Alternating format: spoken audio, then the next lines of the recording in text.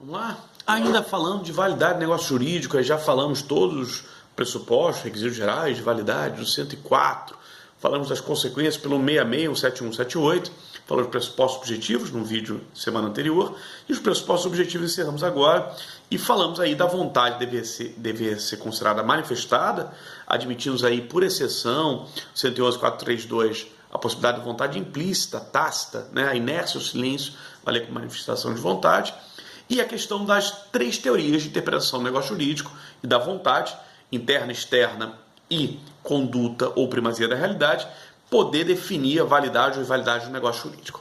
Na sequência, a gente fala que a vontade, além de estar devidamente manifestada e corretamente interpretada, conforme paradigma cabível de acordo com a circunstância em concreto, a gente também tem que verificar se a vontade foi manifestada sem vícios.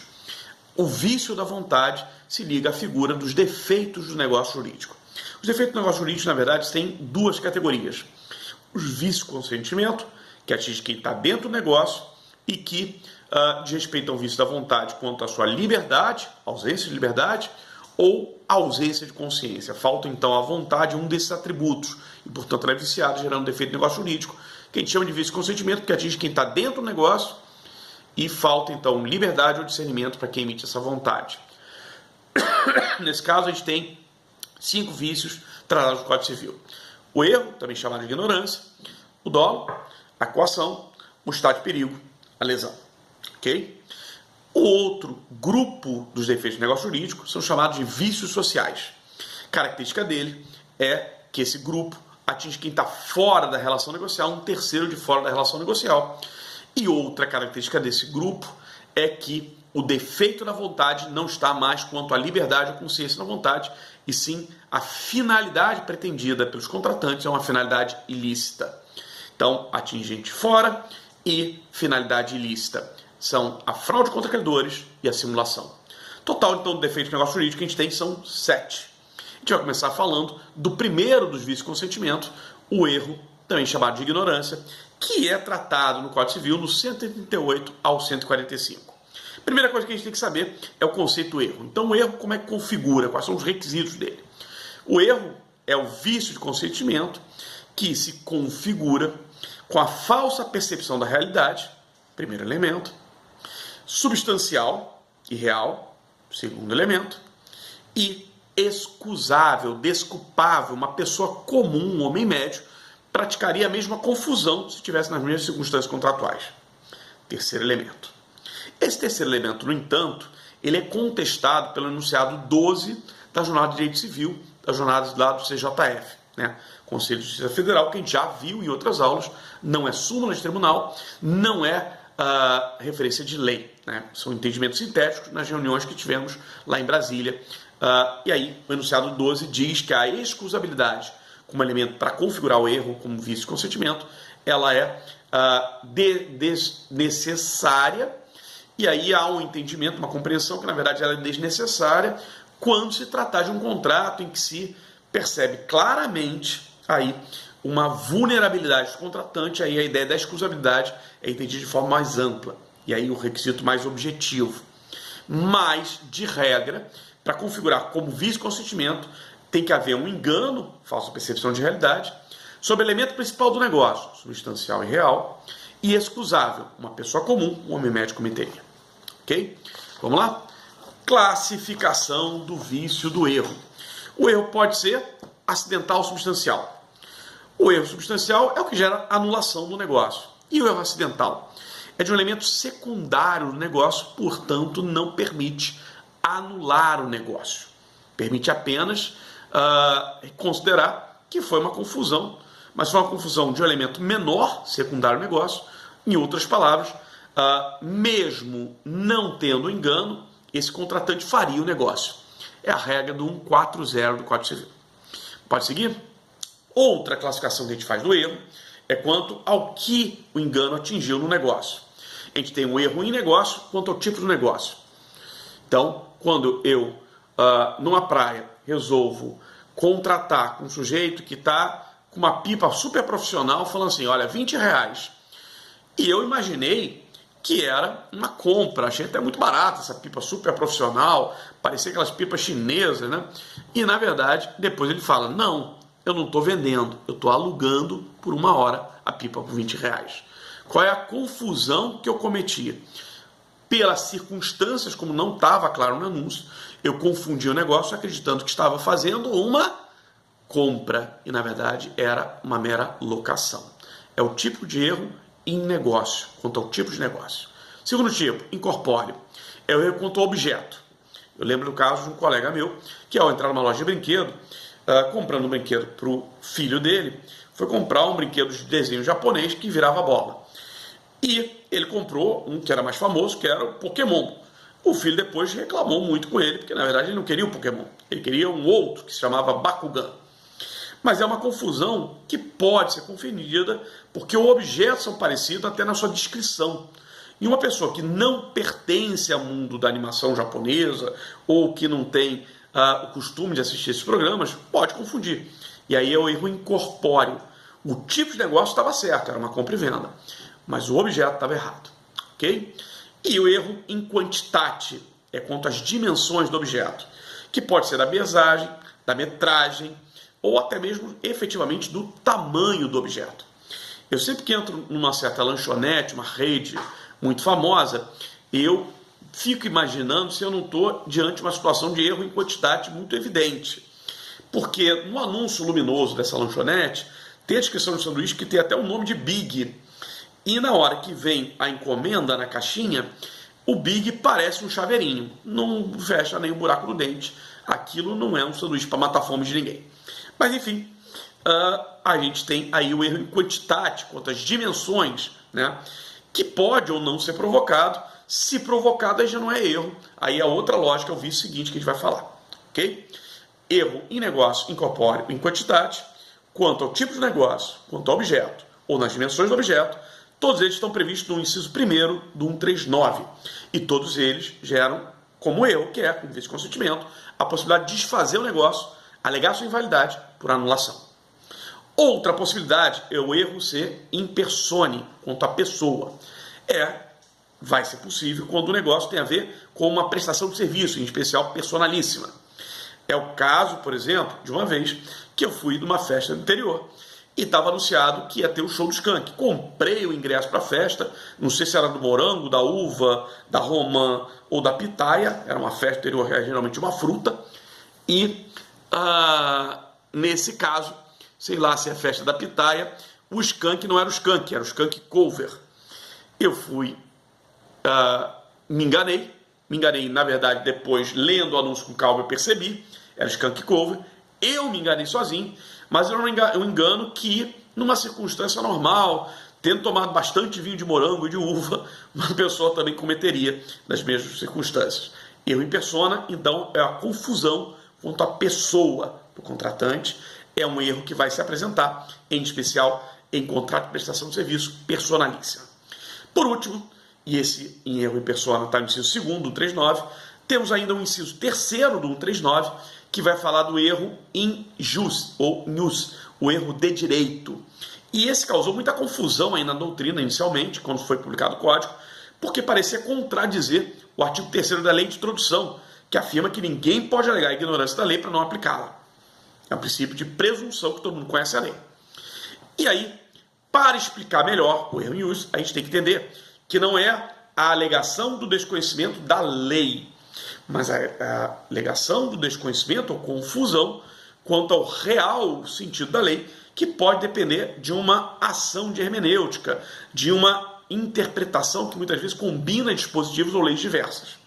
Um exemplo que eu posso dar para vocês é o exemplo da venda do absinto, que, em determinado momento, aí no final da década de 90, foi lançada uma portaria liberando a importação de uma bebida que se chama absinto, que é conhecida também como uma bebida muito forte, de grau alcoólico muito forte, né? Uma demanda reprimida por toda a sua fama, toda a história em torno da bebida do absinto. E aí, uma determinada rede de supermercado do Rio resolveu importar caixas e caixas disso. Chegou na alfândega, o pessoal da Polícia Federal segurou, o pessoal da aduaneira segurou, falou, não pode. Mas aí pessoal advogado jurídico do supermercado, essa rede do supermercado apresentou, olha, está aqui, portaria liberando. E aí o pessoal da Federal e da aduaneira falou assim, não, na verdade é o seguinte, você tem que combinar com essa portaria com uma outra da Anvisa, que determina o grau alcoólico máximo de bebida comerciável no Brasil licitamente, que dá, se não me engano, 52, 55 graus alcoólicos, que é uma cachaça muito forte, tá? Mas o absinto é mais forte ainda, é algo que pode chegar a 80, 90, tá? Absinto é uma bebida que é usada para combustível de foguete, né? Você pode botar no teu foguete e vai viajar até a Lua. E aí, na verdade, a Polícia Federal e a aduaneira explicou. Você tem que combinar essa lei que libera com esta outra que limita e reconhecer que o absinto que é permitido negociar aqui no Brasil é o absinto diluído, é o licor de absinto. Não estava claro isso, porque separadas as leis não dão esse sentido. Tem que combinar as leis. E aí houve a possibilidade de uma alegação do erro de direito. Não é do desconhecimento da lei, é o desconhecimento do direito. 139º, o erro de direito. Outra classificação que a gente pode ter do erro é quanto a quem comete o erro. E aí quem comete o erro pode ser o próprio contratante ou o seu representante.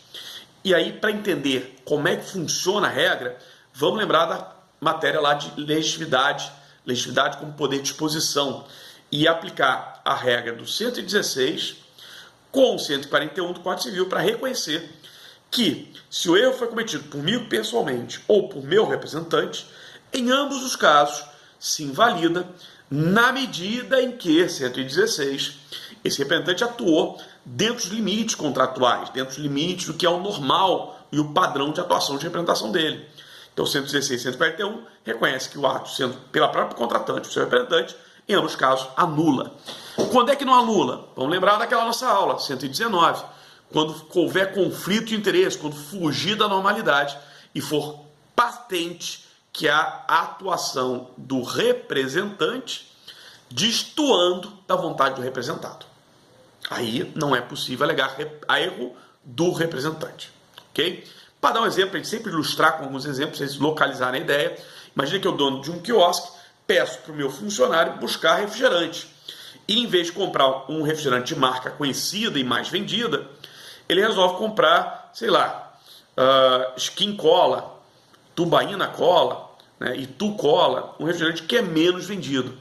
Porque o rótulo é parecido, porque a imagem é parecida, e aí é uma confusão possível. E aí eu volto lá ao supermercado e falo, houve um equívoco, houve um erro, uma falsa percepção da realidade, substancial e excusável, porque o rótulo é muito parecido, estão na mesma área, o preço é próximo, né? E aí eu peço para desfazer o negócio, anular o negócio.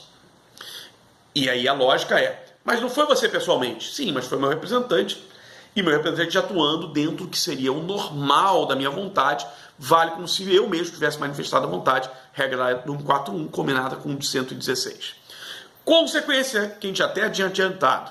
Vamos pegar o artigo 171, inciso 2º, o artigo 178, inciso 1º do Código Civil, para ver qual é a consequência do erro. É possibilidade de desfazer o negócio. Só que a gente não chama de desfazer. No direito a gente chama de anular o negócio, e como a gente fala de anulação, sempre tem prazo. Prazo de 4 anos a partir do negócio fechado. Então, é possível anular o negócio no prazo de 4 anos. Mas o erro, lembrem, é um equívoco que eu mesmo cometi. Falsa percepção de realidade, substancial, elemento principal do negócio, mas excusável. Uma pessoa comum, um homem médico, nas mesmas circunstâncias, também cometeria o erro.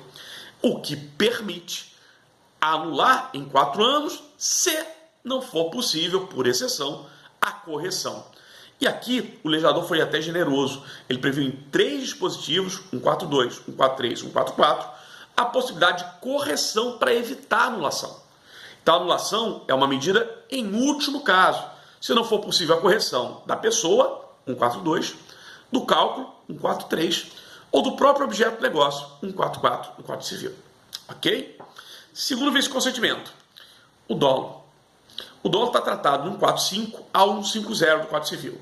Semelhante ao erro, vamos começar aí com o conceito e os seus elementos. Vice-consentimento, formado por falsa percepção da realidade, é a confusão, é o engano, mas aqui provocado por intenção, artifício, má-fé da outra parte. Substancial e real e não bilateral. E se não bilateral, guarda aí esse elemento que eu vou falar mais para frente, quando falar das consequências lá desse dolo, desse vício e das suas exceções. Então, falsa percepção, pô, aí igualzinho ao erro. Substancial real, igualzinho ao erro. O que teve diferença? O erro foi excusável, eu cometi sozinho. E o dolo foi provocado pela outra parte. Classificação do dolo. O dolo pode ser substancial ou acidental. Parecido lá com o erro, né? Só que o substancial, como o erro, permite anular, desfazer. E o acidental, no erro, eu cometi sozinho. Não acontece nada. No dolo, o dolo acidental também tem consequência. Não é anulação, mas tem uma consequência secundária. A possibilidade de pedir reparação. Lembra, substancial é elemento principal. Acidental é de elemento secundário. Ou seja, traduzindo, eu faria o negócio de qualquer forma. Eu farei o negócio de qualquer forma. Mas não com aquele a mais. Vou dar um exemplo concreto de aplicação disso. Em determinado momento, eu fui comprar um lanche, alguns anos atrás, na padaria. E tinha um cartaz falando de uma promoção, que se eu juntasse um valor equivalente a 30, 40 reais na nota fiscal, eu teria direito a um voucher para preencher para o concurso de uma viagem para Fernando de Noronha. Pô, sou doido por Fernando de Noronha, adoro Fernando de Noronha. E aí eu peguei mais produtos na loja para exatamente completar o valor para tentar entrar no concurso. Na hora que eu estou passando, eu pedi lá o voucher. Aí a menina do caixa informou: não, esse concurso aqui já está com validade acabada. Era de dezembro, era a época do Natal. Já estamos em fevereiro. E aí eu claramente reclamei e falei: olha, mas aí houve uma intenção de me enganar. Não sei se proposital ou não, mas há um artifício que me levou a consumir mais do que eu normalmente compraria aqui na loja. Ou seja, o que eu estou falando não é um erro, uma falsa percepção substancial. Eu farei a compra do meu lanche da mesma forma, mas é acidental porque foram acrescentados produtos ali na cesta que eu não compraria normalmente se não houvesse a promoção. O que me permite pedir uma reparação. Ou, mais concretamente e de forma mais lógica, um retorno do valor pago no equivalente ao que eu coloquei a mais, elementos secundários da compra, desnecessários, considerando a promoção que, na verdade, já tinha se esgotado e que, portanto, era a responsabilidade daquele empresário, do empresário dono da padaria, ter tirado aquele cartaz. Entenderam a lógica, então, substancial acidental? Substancial é elemento principal. Eu não faria um negócio sobre essa verdade. Então pode anular, desfazer. Acidental, eu ainda quero o negócio. Eu ainda tenho interesse no negócio. É só elemento secundário. Então não vai anular. Mas tem uma consequência, uma reparação. Ou, mais concretamente no meu caso, uma restituição do valor a mais com a restituição dos produtos a mais. Ok? Pode seguir? Outra classificação que a gente tem do dolo. O dolo pode ser por ação, porque o sujeito usou de um artifício para me enganar. É chamado dolo comissivo também. Tá? Então, há uma ação que me leva ao engano. É o mais comum. Ele é tratado exatamente no 145. O Código Civil, que é o primeiro dispositivo a falar de dolo. Então, exemplo, vou dar uns exemplos engraçadinhos, mas é um exemplo que é para a gente lembrar de como é que funciona. Tá? Muito comum na compra e venda de veículos, o sujeito fazer o seguinte: antes de vender o carro usado, rodar o odômetro, o contador de quilometragem para trás. Então ele usou de um artifício para me levar ao engano e acreditar que aquele veículo tinha era pouco rodado, tinha pouca quilometragem. É o dolo por ação, por comissão. Ele fez algo para me enganar. Mas o dolo também pode se dar, ou se conformar, por outra forma.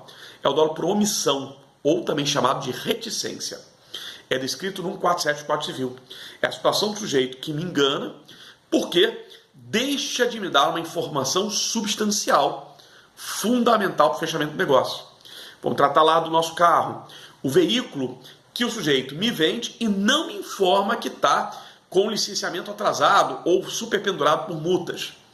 Ele deixou de me informar isso. Ele não fez algo, ele deixou de fazer algo que era importante. Um exemplo que a doutrina gosta de citar também, que gera uma certa polêmica, é o sujeito que vende um imóvel sem dar a devida informação que teve morte, assassinato ou algum crime violento naquele imóvel. Para algumas pessoas mais sensíveis, essa informação é fundamental e determinante a sua ausência para definir se ele compraria ou não compraria. Em alguns estados dos Estados Unidos, alguns estados da Federação Norte-Americana, inclusive isso é legalmente imposto. Se houve um crime violento no imóvel, quando ele é colocado à venda, tem que dar essa informação. Aqui no Brasil isso não aparece manifesto na lei, mas é uma situação que a doutrina, em alguns momentos, defende como figura de dolo por omissão ou reticência, figura de 147 do Código Civil. Seguindo, o codolo também, semelhante ao que aconteceu com eu, pode ser da própria pessoa ou do seu representante. E aí a mesma lógica que a gente vai seguir, que a gente fez do erro. Se houve essa lógica de que está dentro dos limites do poder, 116 e 119 do Código Civil, vai ter responsabilidade, vai poder anular. Só que 149 do Código Civil faz mais uma outra condição para poder anular ou não, que é a seguinte. Se o representante é representante legal, vamos lembrar do representante legal, pai, tutor, curador, apoiador de decisão, eu só sou responsável na medida do proveito obtido. Se o representante é convencional, contratado, lojista, corretor, distribuidor, agente comercial, representante que eu escolhi e eu otorguei poderes, aí não. Aí a responsabilidade é solidária, lembrando a regrinha do 116 e 119, na medida que o representante agiu dentro do que lhe eram os seus poderes. Fora totalmente, 119, aí não tem possibilidade de responsabilização. Vamos seguir? Classificação ainda dentro dessa figura. Pessoal representante, atenção, 149, representante legal convencional. Existe ainda uma outra possibilidade, que o dolo tenha sido praticado por um terceiro de fora da relação. Então, eu pergunto para o Caio sobre o carro que o Tício está para me vender. O Tício não me engana, o Tício não deixa de prestar as devidas informações, mas o Caio me engana. O Caio me fala que o carro está ótimo, está pouco rodado. E, na verdade, eu fecho o negócio até mesmo sem ver o carro do Tício, confiando na palavra do Caio. Então, é terceiro de fora, nem é representante. Aí a regrinha é diferente do representante. Ele é um terceiro de fora da relação, não é representante, portanto, o representado não é responsável pela palavra dessa pessoa. E aí a regrinha do 148, uma regrinha que determina que pode ter duas consequências possíveis, duas vias possíveis. Primeira, pode gerar anulação se eu, contratante, provo que com quem eu contratei sabia ou tinha como saber que eu contratava enganado para esse terceiro de fora. Aí pode anular. É a regra seguindo.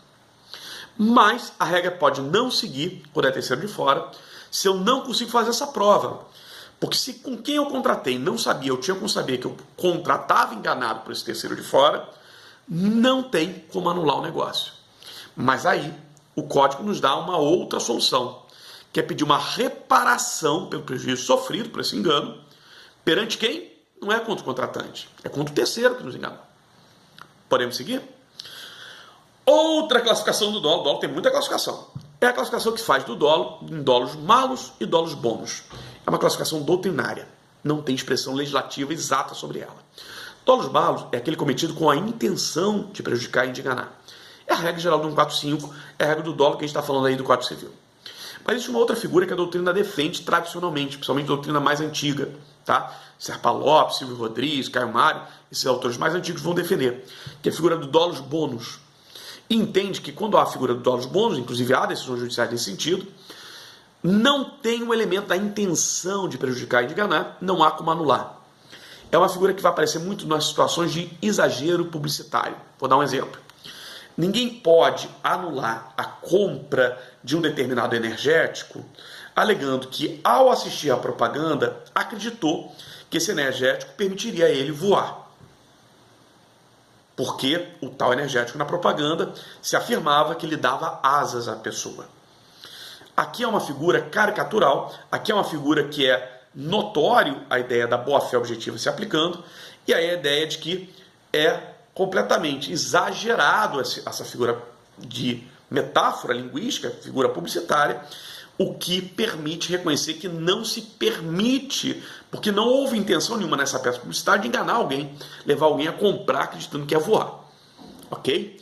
O problema é que a doutrina mais recente discute a polêmica da jurisprudência que se apresenta, considerando que mesmo quando não há intenção, em especial em exageros publicitários, devemos levar em consideração quem é o receptor da mensagem, para ver se exagero publicitário justifica como excludente ou não, ou a ideia do dolos bônus é excludente ou não da anulação do negócio. Vou dar um exemplo mais concreto disso.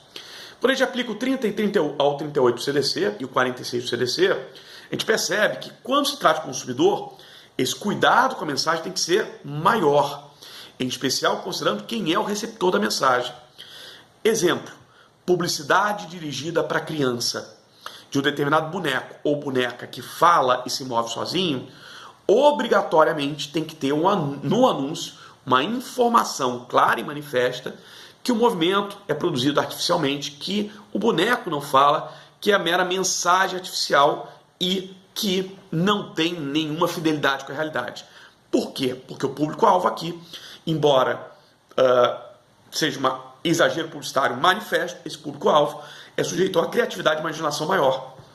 Obviamente, um adulto, uma pessoa madura, não vai achar que boneco ou boneca fala. Né? Boneco ou boneca fala ou é porque já é de fábrica gravado isso, ou é melhor mandar esse boneco para um exorcista. Né? Porque boneco ou boneca que fala ou é a Annabelle, ou quem é mais antigo vai lembrar dessa figura é o boneco do Fofão, que a gente sabe que é o boneco dos capeta, né? Que era um boneco que tinha uma faca escondida que era para matar os pais na meia-noite, na sexta-feira 13. Quem conhece essa lenda urbana sabe dessa história. Né? Mas, boneco que fala, pra gente que é adulto, maduro, não é possível alegar que foi enganado, é figura de linguagem, exagero publicitário, manifesto. Mas para uma criança, imaginação maior, aqui pode se configurar o dolo, sim, mesmo não havendo uma intenção, mesmo alegando que há um dolo bônus, porque aqui a figura do receptor determina uma correção ou um cuidado maior na mensagem. Beleza? Consequência do dolo. Chegamos finalmente na consequência. Consequência, tal como o primeiro vício de consentimento, aliás, todo vício de consentimento a gente vai ver a mesma lógica, não é nulidade, é anulável, aquele vício mais fraco. E aí, de novo, como toda situação é anulável, tem prazo de 4 anos, a contar do ato. Igualzinho o erro até aqui. Né? Regrinha, são os mesmos dispositivos, inclusive, 171, inciso 2º, 178, inciso 1º do Código Civil. Até ok? Vamos seguir? Bom, em que exceções a gente não vai anular de fazer o negócio nesse prazo máximo de até 4 anos? Bom, primeira exceção que a gente já viu, caso de ser dolo acidental, que aí não anula, é a regrinha lá no 146, é só reparação ou restituição parcial. Segunda exceção, quando é dolo de terceiro e eu não provo que o contratante sabia, eu tinha como saber. Já vimos essa regrinha agora há pouco, no 48 do Código Civil. Se eu provo que sabia, eu tinha que saber, aí anula, aí é a regra, não é exceção. Que terceira exceção não anula? Lembra que a gente falou do conceito de dolo, a gente falou que não pode ser bilateral? Lembra aquele ditado popular que tua vovó já falava, ladrão que rouba ladrão sem anos de perdão? Ou, se você quiser usar o princípio jurídico com expressão latina para ser bem sofisticado, lembre de uma regra que a gente chama de tu quoque, né? Que é uma expressão que o Brutus falava para Júlio César, que o Júlio César falou para Brutus, na época lá da facada lá no Senado Romano. Até tu, Brutus, tu quoque, Brutus, que quer traduzir a ideia do ladrão rouba ladrão. Quer traduzir a ideia do dolo bilateral tratado no 50 do Código Civil. Ou seja, para que o dolo possa anular, ele não pode ser bilateral. Exemplo, se eu passo um cheque sem fundos ou um cheque falso para comprar uma obra de arte também falsificada, aí vem a figura da torpeza bilateral ou dolo bilateral que não permite invalidar. Por quê? Porque é um enganando o outro. E aí, quem é que vai pedir invalidade do quê? É a regra do 150. Okay? Então, não invalida quando configurado a figura bilateral, torpeza bilateral ou dolo bilateral.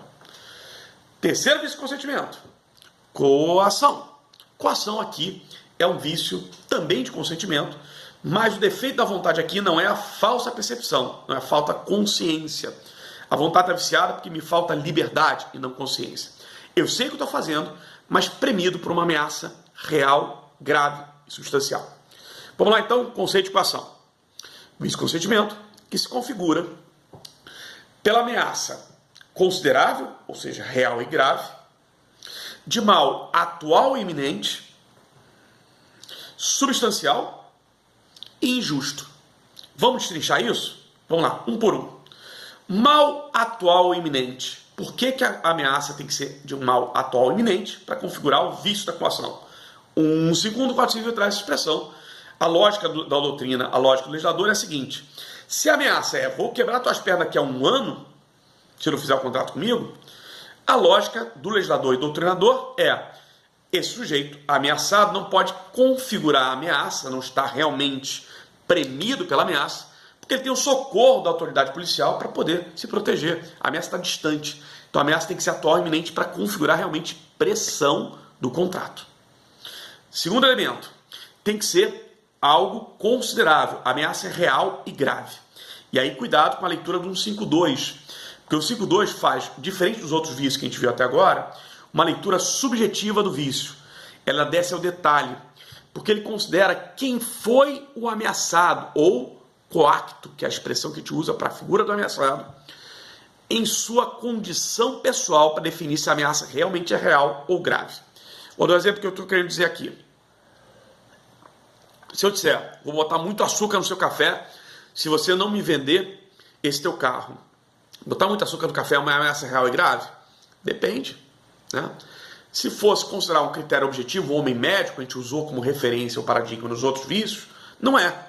Mas aqui, 152, o legislador optou por uma análise subjetiva, que não é o padrão geral, homem médio, homem comum. É a pessoa específica do ameaçado. E se a pessoa específica do ameaçado, com a sua condição de saúde de diabetes extrema, tem uma situação de ameaça real e grave aí configurada. Seguindo, a ameaça também tem que ser injusta. E aí a regra é prevista no 153 do Código Civil, mas tal como aconteceu lá no dolo, eu vou pedir para este último elemento de guardar numa caixinha, eu vou voltar a falar dele quando falar das consequências. Beleza? Classificação aí da coação. Coação pode ser substancial ou acidental. Substancial, lembra, elemento principal do negócio, acidental, elemento secundário. E aí não tem regra própria aqui no capítulo de coação, a gente pode usar por analogia a regra lá do dolo, porque é muito parecida a situação.